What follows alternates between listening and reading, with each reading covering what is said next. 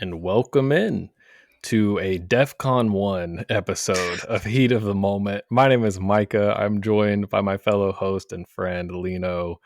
And Heat Nation, Heat fans, Heat friends, it's tough times right now, but we are excited to hopefully go through a cathartic experience together with you all, talk about things we can be optimistic about, things we hope change soon, and hopefully finding some silver linings in is what has ultimately been a very tough stretch for this team. So at the top, a couple news and notes in case you have not been keeping up. Our beloved Niko Jovic suffered a fractured hand. Our sweet summer child sustained an injury he did not deserve. He is a nice man and did not deserve it, but sounds like he's going to be out 4 weeks. Good news is it was reported by the team today that he's going to be like in a forget what it's called, but like a hand brace essentially for 4 weeks, which implies there won't be surgery required at least initially. So they're going to have him in this brace for 4 weeks and then reevaluate him there. There have been other players that have suffered this same injury that immediately had to have surgery. I believe Jabari Smith Jr. had to deal with that, and that obviously keeps you out a lot longer. So it sounds like, given this injury's possible outcomes, Niko might fare on the better side of it, and hopefully we can get him back. I mean, it'll only be for like the last handful of games, but it'll be important, especially while it looks more and more likely this team's going to be a play-in team. They're going to need everybody at the end there to try and make the playoffs. Game-wise, what you've missed if you haven't caught any Heat games since our last episode, an exciting overtime win in Toronto, and that carried over to 3 exciting quarters in Milwaukee, where the team looked pretty strong, and then another fourth quarter collapse, unfortunately. And then a really tough 12-point loss at Atlanta, probably the worst offensive performance of the season for Miami. Given the opponent, maybe the worst offensive performance by a team all season. I'd have to check, but it was very rough. 3-point shooting was non-existent. Tyler, Bam. I mean, Wiggins had an okay game. Everyone else really struggled. So that was a rough one. They're 1-2 in this span.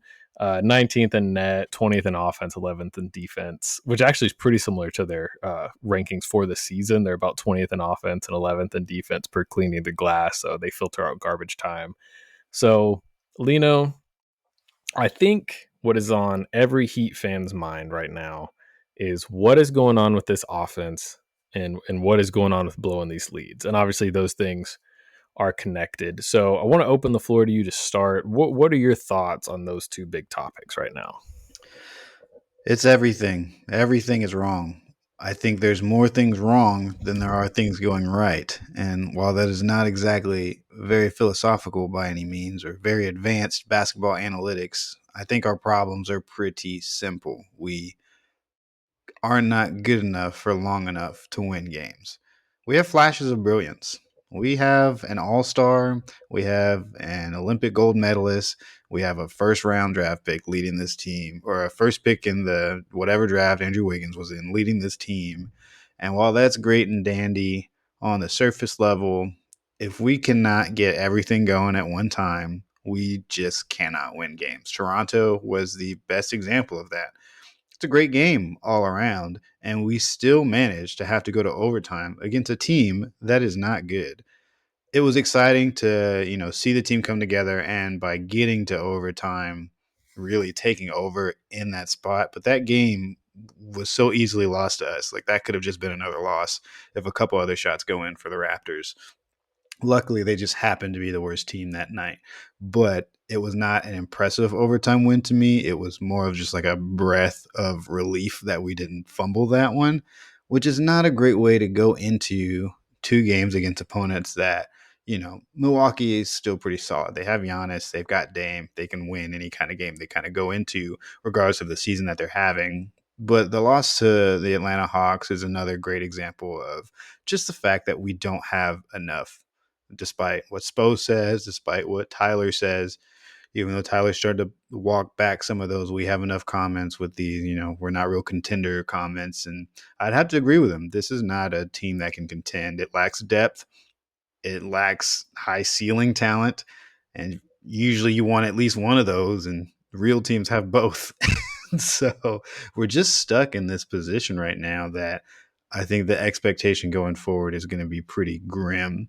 And I'd love to point to one or two things that it is, but it just would be a long episode. And it may be a long episode of us really going through all the things that are going Yeah, wrong right now. If there definitely. was like one thing you had to point to right now that looks like the main thing, where would you start that conversation? Whew. It's a tough question. I mean, the main thing to me is the roster, right? But there's nothing we can do about that. The roster Yeah. is the roster. So I think what you'd hope to do in an ideal situation is get easy but also creative looks for your best players in good moments, right? So as we've seen, there's a lot of numbers that indicate the offense goes as Tyler goes. And that includes when he's off the court. The offense really struggles when Tyler's not on the court.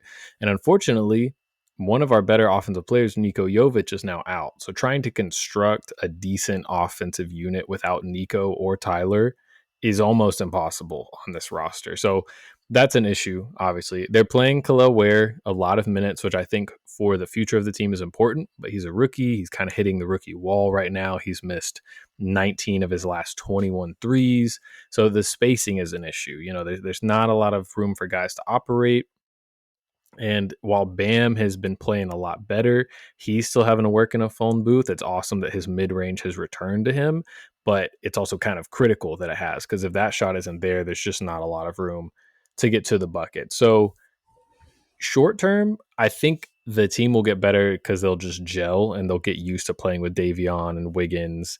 But, long term, I think there's some things we can look at, but honestly, the Heat have never been a high level offensive team.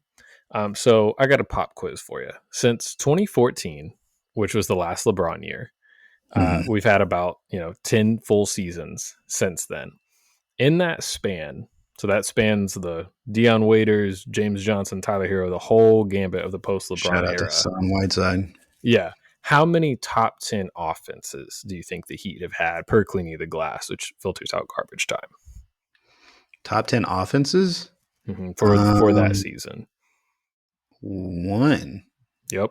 In I'm pretty sure it was 2020. the Kyle Lowry, Jimmy, or was it before Kyle Lowry got there with It's Goran? before Kyle Lowry. Yeah, It was the year Duncan basically had the best 3-point shooting season, non Steph Curry division sick. Would of love to all have that time. guy on this team right now. That'd be Right. pretty convenient to have, an elite shooter.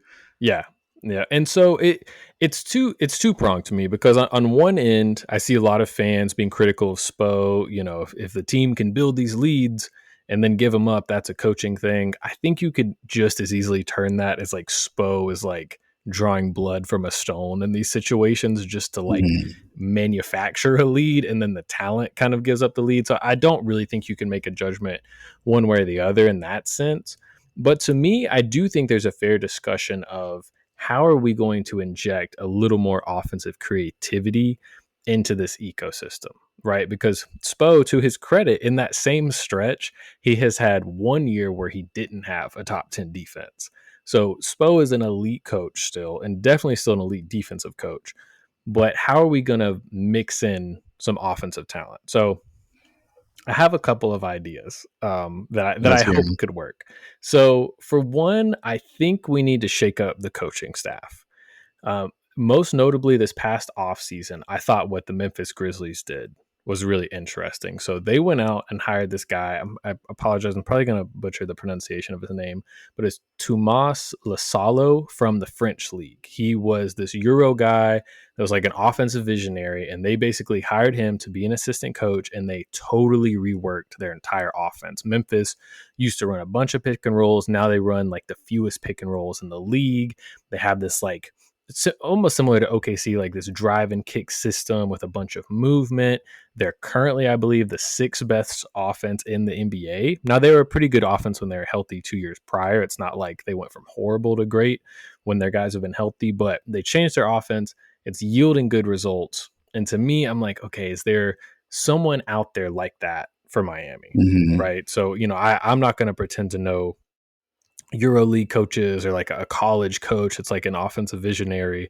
I think Nate Oates at Alabama probably isn't available to be an assistant, but I hope there's someone out there that this staff could track down to, just breathe some fresh air into this ecosystem. I don't obviously no need to fire Spo, but if there's like a young version of Mike D'Antoni out there, could we put him on the bench? Could we rework some stuff?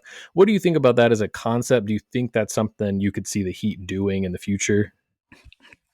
It's not something I can see the Heat doing in the future, despite it being something I desperately wish they would do. One of the things I've noticed as a big flaw in our coaching staff is that in exchange for being able to develop bottom floor talent into role players, I feel like we sacrifice being able to develop role players into top talent. Like, I feel like all the players that develop through our program hit a ceiling that is relatively low. Like, I don't know that we really maximize players' efforts in the grand scheme of the NBA, really just in the context of them being from the G League or undrafted. Like, they get much better from there. But above that, none of those guys to this point have really become effective, you know, long career NBA guys yet. Time will tell for guys like Max Struess and Caleb Martin. But ultimately, I think because we really only develop coaching from an internal standpoint, we hire ex players and people who've been on this coaching staff since, Pat Riley was the coach. That seems to be the only path you can take to being on this coaching staff. And I think it's very limiting to the type of talent that we bring into the room when it comes to developing these guys. And I don't know everything about how we select our coaches and how we staff people. I wish I could have access to that information. But just from my perspective, I think we are very hesitant to bring in outside sources on these things when we really need it, because whether that be someone who can draw better X's and O's or help Spo develop a better offensive plan, or just a guy that can get the most at, like, when's the last time we really made a player a better 3-point shooter? Like, Haywood Highsmith got a little bit better. Jovic has gotten better over time, but it looks like Khalil Ware might start getting worse. Jaime Jaquez Jr. might start getting worse. And some of that is just on the players, but there's coaching staffs out there that have developed players to be better at certain skills. And if we cannot improve the roster, we have to be able to teach these guys the things we need them to Yeah. do out there. Yeah, it's a good point. And I will say, like, I think this team, this organization, coaching staff has a good record of player development. Like you highlighted, it's specific archetypes. It's, turning specialists into solid role players. It's, Yeah. turning solid role players into starters. We think about Max Struess and different Caleb Martin, different guys like that. They were good NBA players. So to me, the player development is solid, and it's the offensive creativity I worry about a little more. And I thought your point Mhm. about bringing in outside help was perfect, because I went and looked at this today. So on the Heat's like board of directors, and it lists everybody's occupations, they have 6 guys that are officially listed as assistant coaches. Okay. And I want to go through this with you. So the lead assistant is Chris Quinn. He's been with the Chris organization Quinn. now for 10 years, former Heat player. Okay. Next assistant, Malik Allen, been with the organization for 5 years, former Heat player. Next assistant, Karan Butler, been with the organization for 4 years, former Heat player. Next assistant, Octavio De La Grana. He's a player development guy, not a former Heat player, but has been with the organization for 18 years. That's Next crazy. up, next up, we have Eric Glass. He's the G League coach, as some of you probably know. Player development coach, has been with the Heat for 14 years. And then the final assistant coach is Wayne Ellington, former Heat player, who's been with the team Golden for 2 Army. years. So the only people on this coaching staff that haven't been with it for over 10 years are former Heat players. So, and I don't know what goes on. It's silly of me to try and critique NBA level coaching, but I do think it's fair to say, like, okay, how much of like has groupthink taken root here, right? Like a lot of these guys were coached by Spo. A lot of these assistants were, video coordinators before they were brought to Spo's bench. And I love Spo, and I think Spo can put together solid offenses. I don't think there's much more to be extracted from this roster's offense, but I do think it would have to come from an outside source, and the Heat don't seem open to doing that. So there's probably benefits to keeping such a tight knit kind of group on a coaching staff. But when I went through that, I was like, dang, there's like no one from the outside on that When I staff. look at the bench, I'm like, it just looks like old Heat bench. Like it's Yeah, like these guys, these coaches are just the players that used to right. be in these jerseys, which is really cool to a certain extent and Yeah, very cool when it's working. But when it's not working, you just have to ask, like, what are we missing here? Because yeah, clearly we're missing something. And, you want your head coach to be able to figure out all these things, of course, but I don't think it's just figuring out, like, how can I get Spo to draw better plays? The plays don't always look bad. The players just don't really execute them very well all the time, and they don't always generate the best looks, and they don't always feel the most. I've seen Spo be more creative than he is now. I've seen him be incredibly creative, squeezing offense out of Justice Winslow and Josh Richardson led team. Like I've seen that before with what he's been able to do with Duncan and Bam, but there just needs to be some new energy in the room, and I hope they at least try to see if there's somebody that they can bring in to help with that. But I do want to also note that the defense is solid. They're like what 11th in defense right now. To me, that is not good enough to be as bad as we are at offense. Like it's right. good, it's great. If you're going to be as bad as we are on offense, as a defensive coach, you should really be like top five defense. Like to me, the defense, especially down the stretch, looks kind of bad. Like, sure, we go on these stretches where we don't really score, but those teams aren't just scoring like they're not going on like 15-2 or 15-5 runs. They're going on 35, 40 point runs on us. And like the defense is also really shaky to me. And part of me feels like, and I don't know if maybe it's adjusted for this, but part of me really feels like the only reason our defensive rating is so good is because of our slow pace. Like teams are still putting up 120 points on us, 115 points on us. Like that's not amazing to hold teams to that in my eyes, especially with how the offense looks down the stretch. It just, I think I need Spo to still be better on both sides of the ball, and I need the team to be better on both sides of the Mm. ball. Like being 11th in defense would get us by if we were, top 15 in offense. That would be like, I think solid enough, like balance, but only being 11th and being what a bottom 10 offense right now, it's just not going to cut it for me. And it's hard to give credit there when it's, not elite in my eyes. We have elite defenders like Bam, Andrew Wiggins, Davion Mitchell, who need some time to put it together, but I still have my hesitations with how this defense kind of disappears for stretches at the same time that the offense also disappears.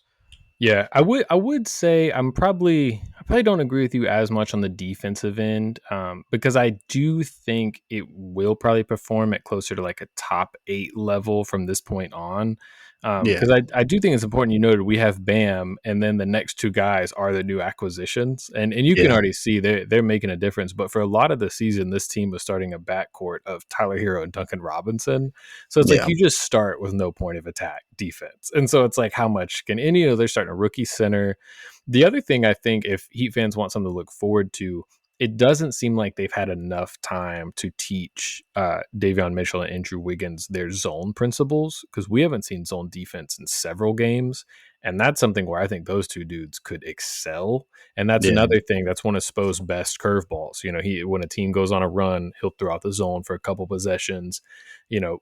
Like so many games where Jimmy wasn't available for the past several seasons, it was just we're going to take as many threes as we can and play zone defense with Kyle Lowry and Dwayne Dedman, and they'd somehow beat good teams. So I do think Spo isn't able to work with the full toolbox right now defensively, but I hope and trust that that will get better. And, like we were saying, Spo does creative stuff offensively, like the DHO stuff, the pace and space. Like he was a visionary for a lot of that. But I think a lot of that has been kind of caught up by the league. I think teams are just more comfortable guarding it. And as we talked about on the last show, the Heat, I think in February, have one of the best net ratings in the first quarter. And I think it's because Mm. they do run some like exotic looks on offense. And then as the game goes on, the teams are like, oh, we can just switch those. Like, Tyler Hero, Duncan Robinson, dribble handoff. We'll just switch it, or the different things. They just feel more It comfortable. also And doesn't help that Duncan Robinson doesn't want to shoot threes anymore.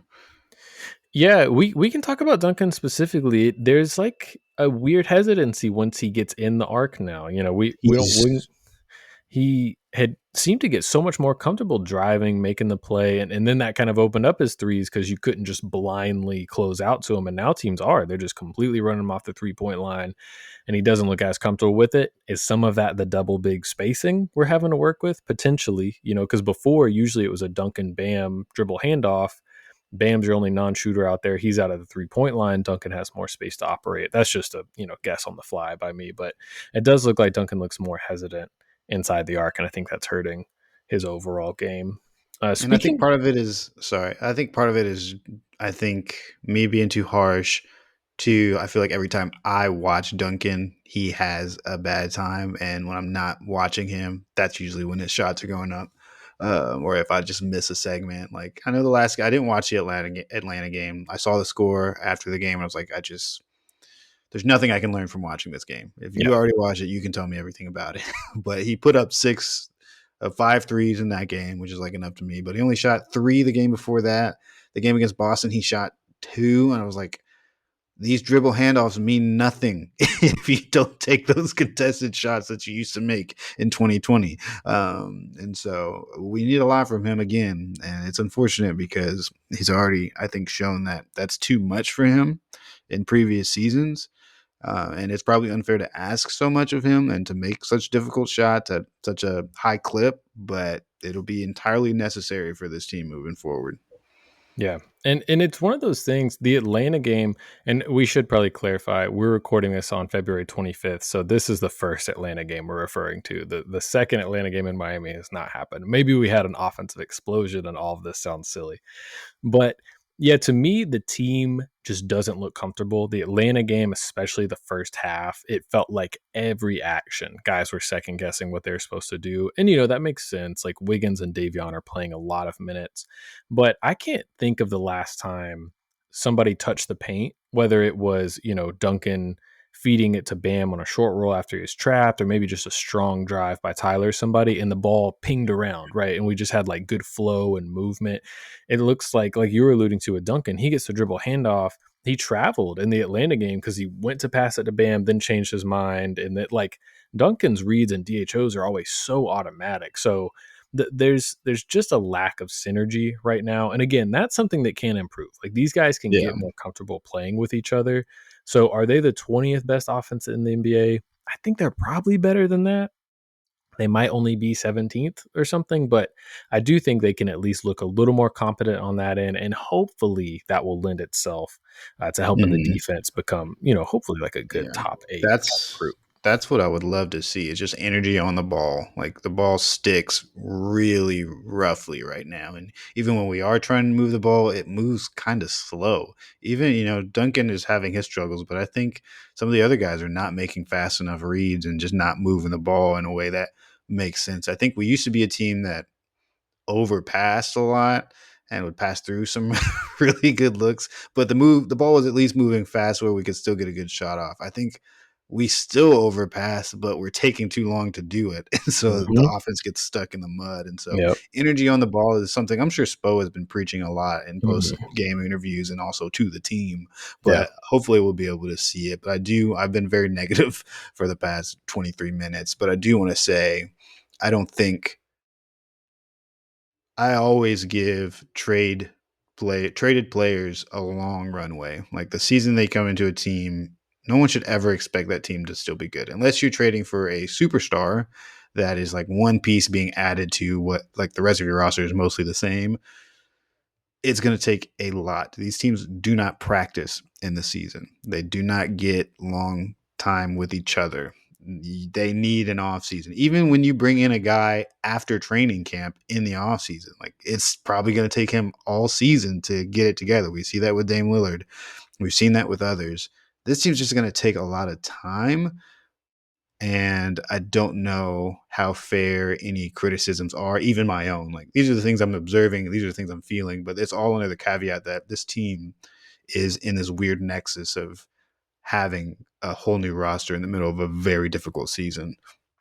Yeah. So, I think that's a great point by you and a good point of clarification because You could, like, if you were a listener, I could see people being frustrated with this conversation we're having, because you could see us talking out of two sides of our mouth. Because on one hand, we're like, we want the offense to be more intricate and complicated and free flowing, and then on the other hand, we're like, but we have these new guys, so we need to play better. And it's like, well, they can't pick up an entire offense immediately. Like, do you want to run simple pick and roll where everybody can be involved, or do you want to run intricate stuff where you might alienate these new acquisitions? So it is tough. I think one thing I will point to, hopefully, fingers crossed, as a sign of maybe some positive regression to come, is the Heat are shooting from three horrifically in February. And this is actually a trend that has been happening throughout this season. So, not including October, which was like 4 games, the Heat have decreased in 3 point accuracy every single month. And it started at like 38% or something in November. They're one of the better teams.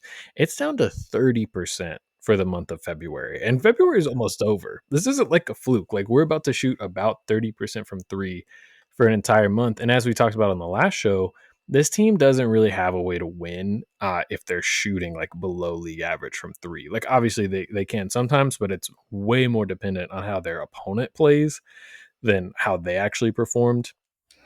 Something that kind of highlights that is I looked at the team's record when they shoot 36% is about league average from three. So I looked at when they shoot 36% or better, they're 18-10, very solid win percentage for a team like this.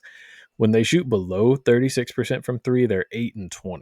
And that feels about right. Ooh. I mean, it's like, and they, they almost won that Atlanta game. They had chances to, but it was because Atlanta played really poorly and Mm-hmm. Miami was able to get to the free throw line a lot. So they have to have an extraordinary game somewhere else if their 3 point shooting is lackluster. And obviously, team makes more shots, team wins more. It's not crazy analysis, but this is an offense that is especially dependent on 3 point shooting, and it's just completely escaped them this month for one reason or the other. Yeah, it's rough, and I was so optimistic about this team from a shooting standpoint. We have maybe a top three, top five shooter this season. Like, Tyler's just having an incredible season. Bam started to level out a little bit, and Khalil Ware started off shooting really well. He was shooting something like 39-40% from three, and that's fully plummeted since It's then. a distant memory. Yeah, Duncan Robinson was like his normal, or maybe a little less than normal, and now he's way off, maybe making 1 for 5 these Yeah. days, and that's not helpful. So it's really fallen off a cliff in a way that I was not expecting to be another new problem. It was always like, everything else kind of sucks right now, but we seem legit when it comes to shooting threes. Like, everybody seems like they have good form, shoots well. Even Terry, I was like, he's I can tell when his shots are going on. Like, he has a form that works, and then he has a form that misses every time. Like, he has this weird, like, he bends his knees too much or something. I can't describe it, but it just, you can tell when Terry's about to miss a shot. Yeah. And you can tell when it's about to go in. It's very telegraphed somehow. But I'm hoping they can turn that around, or at least get that going the other direction, because it'll be very important for us, and it'll probably be impossible to salvage the season without that. Yeah, and 3 point shooting isn't like, I'm not one of these people that's like, oh, you miss your threes, you don't win. Like, I feel like that's a lot of NBA commentary now. 3 point Yeah, shooting and your accuracy a lot of times is the symptom of your offense, right? It's yeah. there's a greater sickness happening, and this is just one of the signs of it. How many open threes are you really generating? How many quality looks, like you were talking about, for the players we want taking those threes are happening? Are you generating Mhm. threes for Khalil Ware, or are you generating threes for Duncan Robinson? It's a different kind of thing. So it'll be something to monitor. Another thing, just a little tidbit here: the Heat shoot 39% from three in wins and 33% from three in losses. And I mean, 39%, like, that's almost a top three number. I believe Cleveland is number one in the league at almost 40% from three. So they really need to be like pretty special from three to have a good chance to win most games. Again, they can win some games in the mud, and I do feel like they're figuring out different ways to do that. But that 3 point shot is very important for them. I kind of got to push off on that a little, or push back on that a little bit. I think we've started to lose the art of winning games out of the mud. There's been, I think, many games this season where maybe in previous seasons that we've struggled, I still felt like we had a solid chance. and it looked like we're really fighting for it. At least the past month, I have not seen that same heat. Like, this does not seem like that same team from an energy standpoint, from an effort standpoint, from an intensity standpoint. Like, those things are really lacking, and I have a hard time quantifying those kind of things. And I don't want to say these guys aren't trying hard, because I know that they are, but it does feel noticeably different than the get it out the mud team that we've known in the past when we lack talent.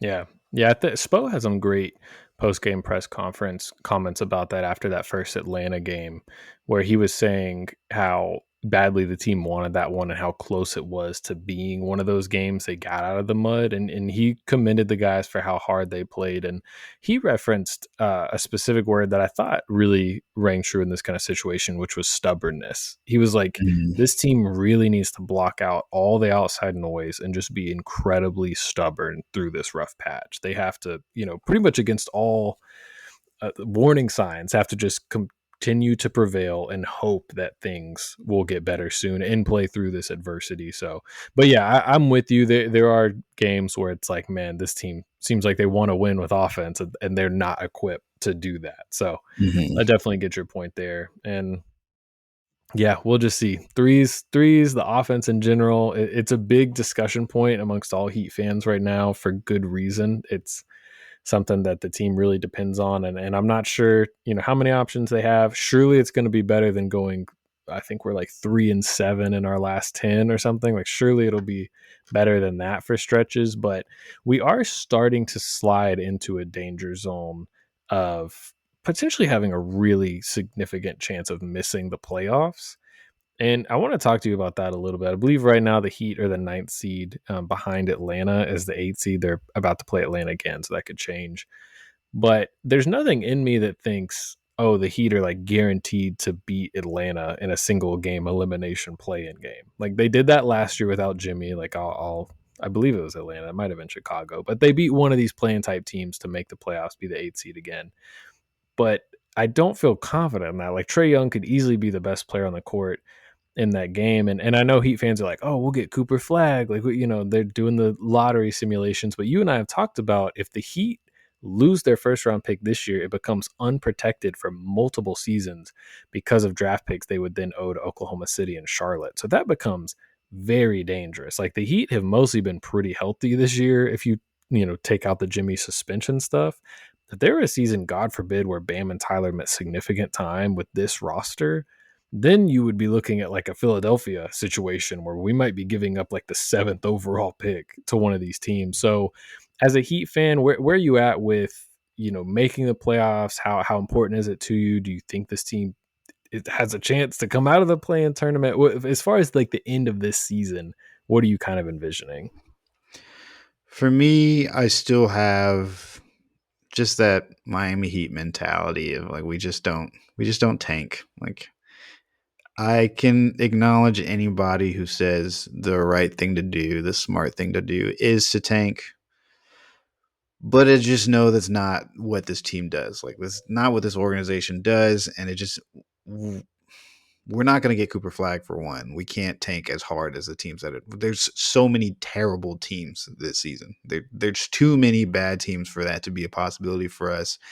And anything besides that doesn't really make it worth it in my eyes, especially given that we'd have those unprotected picks over the next few years. That gets really, really dangerous. Now, we've been bad when unhealthy. Like, we've had some injury issues that really plummeted us. Like, and that's how all some of the great organizations have done it. The Spurs injured themselves into Tim Duncan. Like, these kind of things happen for these type of organizations when it has to happen. If it doesn't have to happen, I think this team needs to try to string together as many wins as possible. One, to continue being an attractive landing place for free agents, but two, to maintain the goodwill of players like Bam Adebayo and Tyler Hero, who have been very faithful to this organization, but nothing tells me that they would want to stick around through a tank. So I think it's important that we maintain those relationships. We get these guys developed into this system. And the best way to do that is to win games. Like, we don't really have young guys that are worth developing in a way. Like, bringing in Kashad Johnson is not going to turn him into the player we would need him to be in a playoff contention scenario. So we just gotta, ride this out for a season, try to get this figured out, and go into the offseason with some options. But I think tanking is just off the table for us and always will be. But what do Right. you have you had any ghosts in your head telling you differently, saying it's time to get No, down there? no, like you pointed out, these teams at the bottom are like, some of them are 10, 13 games behind Miami in the standings. So, and there's only like 23 something games left. So, some of those are just impossible to catch up to. And also, just from like a statistics standpoint, I believe Atlanta was in the play-in tournament last year, missed it, then jumped like 10 lottery spots to get the number one overall pick. And of course, no one cared that much because it wasn't a very strong draft. But the odds of that happening 2 years in a row is probably impossible. So Heat fans that are like, oh, maybe flag. I don't think that could happen. I think it would probably end up being like the 14th pick or the 13th pick, which obviously Miami has found great value there. But that is something that would not make me feel great if we're then going to be surrendering unprotected picks in the future. So, you and I are having this conversation as fans, what we might want to happen. I think you were smart to note at the outset the Heat are going to try and win games. If Tyler and Bam are both out, the Heat are going to try and win games and will beat teams that aren't trying to win games, especially down the stretch. Like the tanking is only going to get worse from here. Like Brooklyn is starting. Well, now I feel mean, but they're starting Killian Hayes right now, and that's not because they want to like take a chance on Killian Hayes. I'll just say that. So there's no chance they like get down that far. I don't even think they'll get to the 10th seed. I think they're going to be 8th or ninth, and then they're going to have to try and win a play-in game. And, single game elimination Spo, I feel pretty confident going up against most of the coaches he'll be facing in that kind of scenario. And, hopefully they can perform enough to get, to the playoffs, which then we'll do a playoff preview for an 8-1 matchup that's going to look a lot Sick. like last year's 8-1 matchup. Man, is the Celtics still up there? Is there any chance for the Cavaliers to? Cleveland's number one right now. Hey, man, I'd rather that just to get beat by somebody different. I'd rather, yeah, I'm done seeing the Celtics for now. Like we're not yeah, tooled for it. But the mm-mm, Cavs have a history. This is probably the year they actually do it. Of course, they'd have to go through us to make that happen. yeah, We got to be the first people they step on their way to victory. But yeah, if it's the Cavs of old, we might get lucky. We get yeah, the Donovan Mitchell experience. yeah. But They somehow lose Donovan Mitchell at the airport, and they have to play a game without him. Maybe we can. crazier things have happened. It's Crazier things true. have happened. You want to talk about the new guys a little bit? Yeah, we can get into them. Yeah, the only bright spot really of the last few games has been Wiggins looks good. He's 20 points and over 20 points in his last 3 games. Defense looks good. The three ball's falling. He's getting to the free throw line. What are you seeing from Wiggins lately? I love it, man. I'm hoping that an offseason with this team is really going to build his confidence back up. Because obviously the flashes are there and in the averages, everything looks good. There are kind of moments he's still kind of taking a back seat or gets a little hesitant, miss maybe some, important shots down the stretch in some of these losses. But overall, he's playing well. And a lot of the deficiencies we have are when he's not on the floor, and when he isn't able to contribute or when he's not getting help from everybody else, because he's a really solid 20 point per game guy. In some scenarios where we need like a 30, 40 point per game guy. But I love how he can get to the free throw line. I'm in love with his post game.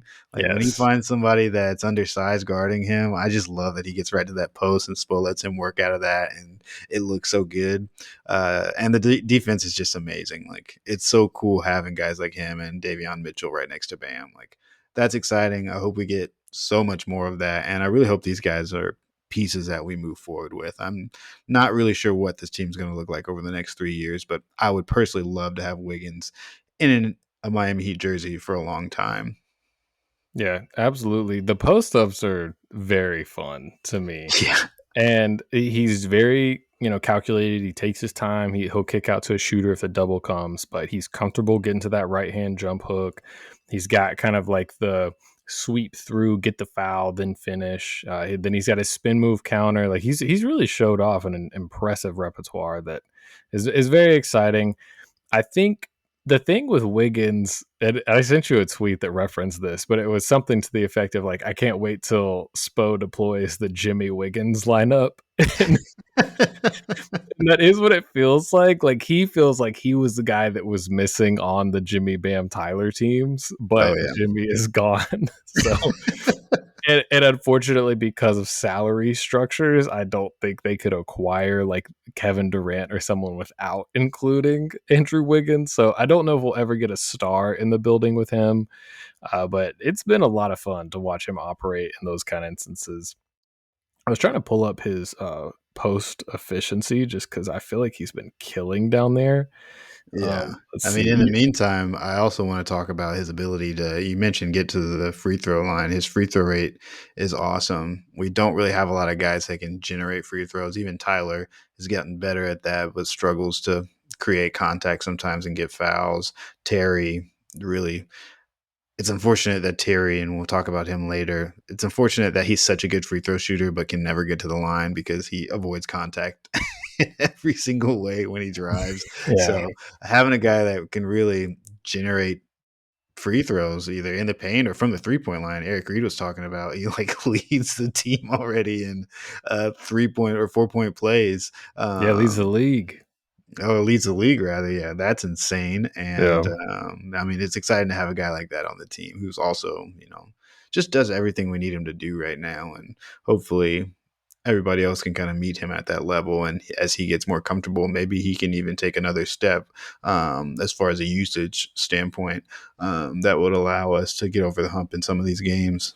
Yeah. I think whenever you acquire a new player, to your favorite team, you're always like just notice things you wouldn't normally. And I've overall been like super pleased with Wiggins. Like I thought, oh, there's going to be some stuff that I'm like, oh, I didn't know he had that habit or whatever.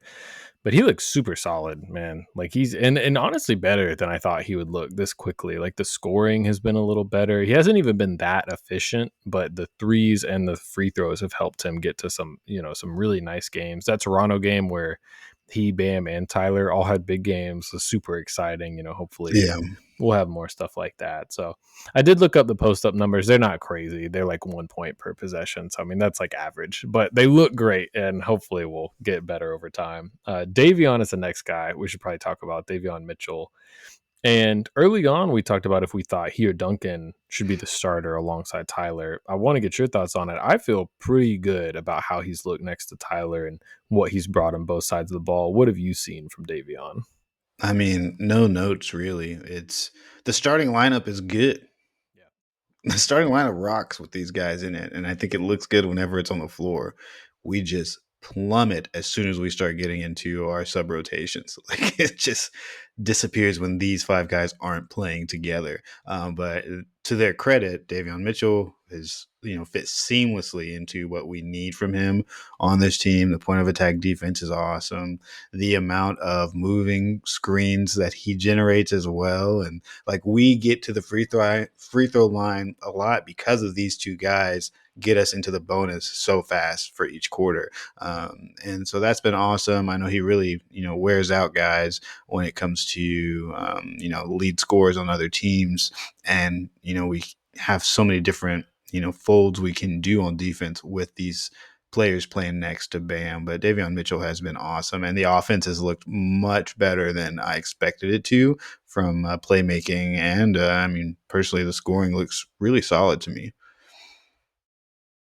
The drives, especially, I'm like, Yeah. man, this guy can like get downhill and finish at a high level. We talked about that early on a show. Like, I think you said Mhm. he had referenced that was something he brings to the table, and it's looks strong. I mean, he had a couple like just strong takes driving through Trey Young. Like that's Mhm. important, especially he's a guy that most teams are going to put weaker defenders on because he's not as much of a threat offensively. So being able to punish teams that way, the 3-point shot looks solid. Yeah. I don't want him taking a bunch off the dribble, but when he sets his feet, he's got his catch and shoot form looks totally fine to me. So I feel Mhm. comfortable with him in that role. So far, small sample size, but he's been a big plus for the offense when he's been on the court. So, I mean, that's very encouraging. And, we'll just have to see overall how it goes. I I wish we got more minutes with Jovic and these guys. I love the Mhm. double big experiment, but the lineup that I think might be our best actual lineup is Davion, Tyler, Wiggins, Jovic, and Bam, and Yeah. Jovic in Ware's place. Right now, that lineup's plus 14 and 35 minutes. The Did we version, close with that in Toronto? I believe so. Yeah, I'd have to go Yeah. back and check. But yeah, Spo really had been going away from Kalel in the fourth quarter recently, which I thought Hmm. was interesting and makes sense. He was kind of hitting the rookie wall. Spo's trying to win games. It makes sense. But yeah, right now that starting group is -8 in 111 minutes. So they've looked better than that to me. And I'm sure there's some shooting luck with that small of a sample size. And I think we get to that starting group again when we've already been sliding and Right. the slide just keeps going and they're just trying to Yes. crawl out of whatever hole we dug for them to get to. So yeah, I think those numbers need a little bit of context there. They're not, a starting group that's blowing it out of the water. Although, we start off so strong in those first quarters. Hmm. There's just the struggles of the team overall. By the time we get back to them, I feel like they're already out of rhythm and they're trying to dig us out of a Yeah. hole. Yeah, this is completely anecdotal, but I do feel like also when a game, like it's been said by a lot of different analysts, but most NBA teams don't come up with individual game plans for regular season matchups. Like maybe if it's a marquee matchup, if you have a couple days off, but usually you just read the scouting reports on the opposing players and kind of go with it.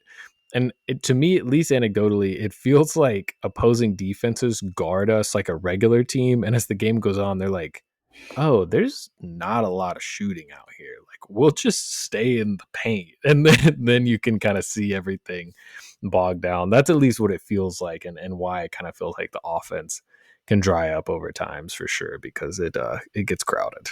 That is the crazy part about it is how good we look in the first 5 minutes of every game. Like we've just completely tricked every team for about 5 minutes, and then in some of the games we look like we're in control for all of it, and then other games it's like a halftime hit, we came Yeah. out and they're whooping us. It's interesting you point that out too, and this probably speaks to the team's overall inconsistencies. But I remember early in the season, slow starts was a big narrative for this team, and then Hmm. there's a stretch like there is with most Miami Heat seasons, but the third quarter was like a really big issue, and now in February, the fourth quarter has been a big issue. So I do wonder if it's some of it's almost just like a game of whack a mole for this coaching staff, like they're Yeah. trying to make this puzzle that pieces just don't completely fit together and make a perfect picture.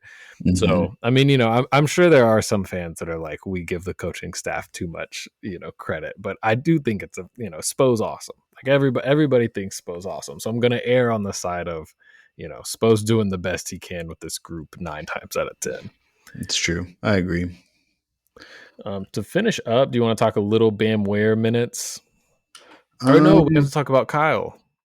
Almost forgot our Oh, third Kyle edition. Anderson. Yeah. Suddenly important because Nico is out. I think Kyle Anderson we saw in that first Atlanta game will be taking a lot of his minutes. Nico was one of the team's best shooters. Kyle Anderson is not much of a 3-point shooter, so that's going to be a big drop off. But his offensive IQ does make up for a lot of the issues he brings with the issues with spacing, and he's a good Mhm. defender. So, what are you seeing from Kyle? What are you hoping to see from Kyle Anderson in the next few games? Well, he's definitely saved us in at least one of these games. Him and Duncan actually came in and had some really impactful minutes together, and that was really awesome. You've brought this up before in the past, but some guys are just really good at taking advantage of the spacing that they have, and even if they're not a elite 3-point shooter, using that space they have if someone's sagging off of them to make winning plays, and generate better offense from that space. And Kyle Anderson, I think, is a marquee player when it comes to that. He's just very smart, moves the ball around, puts a lot of effort out there, and really brings the game into his pace, which is a slow one, mind you, but it is one that's very effective for him to be, really effective on both sides of the ball. So I'm excited to see it. I think there was probably a universe where his minutes were going to ramp up and Ware's minutes were going to ramp down. Anyways, even if Jovic was still here, just in case, Ware just doesn't have it to, salvage this last half of the season for himself. He's just a really solid guy. I know it may not feel that way when it comes to the fact that he wasn't really playing much for the Warriors, but I think Spo can get a lot of use out of his skill set, and I think he's looked fine for the most part. Yeah. Suddenly, I'm very thankful he was included in the trade because Mhm. if it was the version originally, this would be like perhaps PJ Tucker minutes or Oh something. god. So Oh god. I'm glad Kyle is here, and yeah, he looks like he fits in. You know, you can tell his basketball IQ is super high because he's doing advanced reads with Duncan on these like off ball split actions, but it's Mhm. very similar to stuff Golden State does, and he's just making on time, on target passes. I don't know how much he can play with Bam from a spacing standpoint. Yeah. That's gonna be rough because Kalel will at least take threes. Bam and Kyle aren't really willing to take a whole lot. So Mhm. I do have concerns there, but I like him as a backup if Bam's kind of one of the first guys to get subbed out, and then Kalel's a good veteran defensive presence. They'll hopefully play alongside Kalel and make him more comfortable. So yeah, Slow Mo's cool, man. He's a fun vet to have on the team, and like we said, the contract's maybe a little longer than you'd like, but I think for what production he gives you, it's solid value. So he's probably going to be seeing a lot of minutes. Do you want to talk before we close out here about kind of the rotation in general? We've alluded to Terry being removed from the rotation. And even with Jovic out, Jaime only played 7 minutes in that first Atlanta Mhm. game. I saw that. Haywood didn't play at all. What do you think about those guys specifically, and what kind of rotations, as far as the back end of the rotation, are you kind of hoping to see? Yeah, it's unfortunate because of how bad this Hawks game is. It really skews, I think, expectations. Alec Burks, he shot 1 for 12. He got 27 minutes, and he's looked solid for most of the season. And just had, he got called up for real this time in a way that might be long term, and it looked It's terrible. it's so cruel. I'm sorry to cut you off. It's so cruel. Alec Burks is shooting like 44% from three on the Mhm. season. He's shooting The, really well. the whole fan base is like, play him over Terry, play him over Terry. Spo does it. Spo full sends it, and he goes 1 for 12. That's his worst game of the season That's his worst by game. far. So I'm hoping by the time people will listen to this and we play the next Atlanta game that he has a solid game and comes back and plays pretty well. But it's what I expected Spo to do. I think it just made sense, and I think he held out as long as he could out of respect for. I think I get it. Terry presents all the creativity that you would need if you got the best version of Terry, like that creativity on offense, the ability to just generate buckets, like that is the archetype of the player that you need, but Terry just doesn't have it right now. With that being said, we still lose when Terry doesn't play. At the same time, I was a big proponent of giving Terry, all the time he needed to figure this out. So on the same side, I think we'll need a much larger sample size of what this team looks like without him in the rotation to really make a call. Because I do think Alec Burks is going to play better. I don't know about these Jaime Jaquez junior minutes. I don't know if he's going to bring it back or not this season. Uh, I'm really lost on both him. I actually didn't think Haywood Highsmith was playing that bad, but the problem is neither of them have been playing impactful winning basketball. I feel like for the most part they get out there and they're kind of a net neutral. Yeah. Like the players they guard against make some, miss some. They kind of don't make a lot of shots or don't really try to make a lot of shots and don't really have much of an impact on the offensive side of the ball at all. So those guys, I get how they're out of the rotation right now. I envisioned this rotation specifically, and I'd like to see a lot more games with it. And I was sad to see how bad it was against the Hawks, but I Right. do think it'll be much better moving forward. Yeah, no, I'm with you on that. The Jaime one is what I've struggled with the most because Yeah. I'm like, we haven't seen a ton of signs of life from him this season. We've been talking a ton about the offensive issues and Jaime's lack of shooting, especially this season. Could make that even worse. But he's a solid positional defender. I like his ability to handle the ball, especially with some second units, and honestly, his ability to post up. The stuff Wiggins is doing, Jaime, can do it to a smaller group of players. They have to have a significant size advantage, but Jaime is a good post up player, and it just brings another dimension to the offense. But I do acknowledge we're already kind of working from a shooting deficit, so putting him out there is tough. But he's the one guy that if we saw a game next week where Kyle Anderson only plays 10 minutes and Jaime's up to like 15, 16 minutes, I'd at least be like, okay, Spo, I like that we're at least trying to see something from Jaime here. And I will say Brandon Pajemski having this surge lately is kind of like, okay, so he got out of, over his sophomore slump. Like maybe Jaime's about to do it. We just got to give him a chance. So we'll see what happens there. But then outside of that, yeah, Haywood, he's a solid vet, but you can understand Spo's perspective on like Andrew Wiggins does everything he does but better, and defense and non-shooting isn't something that would necessarily help a lot with that second unit. And for everyone arguing like he shoots well from three, he does. He's just not guarded and doesn't take a lot of them, but he has improved as a 3-point shooter. So yeah, just not to sound too harsh, but a bunch of C pluses on the bench, and Yeah. it's that makes it hard to choose which ones you want to play because Nico was the only one that was probably slightly above that, and you've now lost him, so you're really kind of just shuffling deck chairs there. So Yeah. Hopefully just a month. Hopefully Nico comes back and that hand is fine. yeah, Um any closing I thoughts? I think we're done on Pelle Larson minutes. I think Yeah, he's yeah, out. I think we've seen what he can be. yeah. Still excited. He's probably Yeah. going to ball in summer league next year and play Have a like great 20 summer minutes league. a game. It's a good off For season. yeah, yeah. I'm still all in on Pelle Larson as a prospect, but yeah, just too many good veteran options. I think for Spo to go Mhm. to him. What I'm really curious to see over the next 20 games is how much rope Spo gives Kalel.